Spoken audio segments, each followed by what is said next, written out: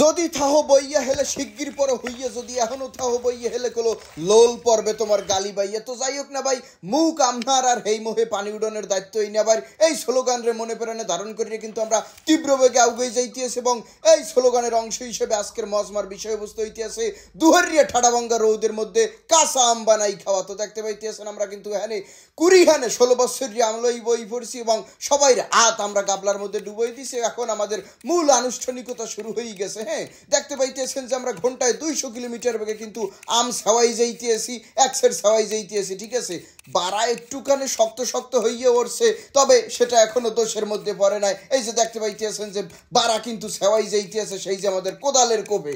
তো যে কাটতে আছে সে মনে করেন যে ঘাগু পেলে আর পোষ একটাও কিন্তু তার হাতে পড়তে আসে না, কয়টা জায়গা মতো পড়তে আছে। ঠিক আছে, কেন একটাও নামায় পড়তে আসে না। তো আমি এই সিনটা বারবার দেখানোর উদ্দেশ্য একটাই, সেটা হইতেছে গতিটা একটু লক্ষ্য করা নেই। তো যাই হোক, যে সব মালামাল আমরা লইয়ে এখানে আজকে মজমায় বইছি সেগুলো আপনারা দেখতে পাইলেন যে ওই যে বাঁশপম্বাই, কাঁচামরিচ, টালামরিচ, এইবারে পেরান চাটনি, আম, এইবারে কি বলে ওটাকে হলদি মরিচ, যাহা কিছু আছে আর কি, টক ঝাল মিষ্টি করিয়ে তুলতে যাহা কিছু দরকার হইবে, মানে মজাদার লোভনীয় একটা আম বানান নিয়ে খাইতে হইলে যাহা কিছু দরকার তাহাই আমরা লই বইছি। এবং এখন যেটা কাটতে আছে এটা হইতে আছে বাঁশপম্বাই। যদি মোবাইলের মাধ্যমে কোনোভাবে আপনাকে ঘেরান লাওয়ানোর সিস্টেম থাকতে হেলে আমি লওয়াইতাম এবং আপনারা বুঝতেন যেটা যে কি পরিমাণ সুবস ছড়ায়। এবং এই যে এখন কাটতে আছে এটা হইতে আছে কাঁচা ঝাল, যেটার টের আমরা আগামীকালকে পাবো, মানে পাশা পড়ানোর জন্য উপযুক্ত একটা বন্দোবস্ত করিয়ে ফেলাইছে। এখন আমরা একটু মজা অ্যাড করতে আছি।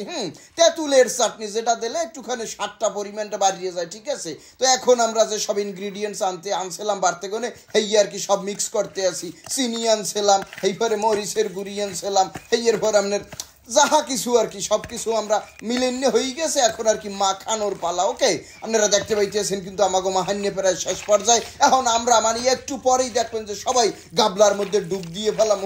মানে মাহাটা শেষ হইতে যেতক্ষণ দেরি, মানে দাব দাব দাব দাব খাইয়ে হেলানে কিন্তু দেরি নেই। তো যাই হোক, আমরা সবাই উব্বুরেই পড়ছি এক ঝাঁক, সেই যে যুবক, একটা গাবলার মধ্যে উব্বুরেই পড়ছি, এক গাবলা আম্বানান্নের মধ্যে উব্বুরেই পড়ছি। দেখবেন না যে সবাই কিন্তু ডুব দিয়া কাদা উড়েই হেলাম মানে গাবলার মধ্যে কোনে।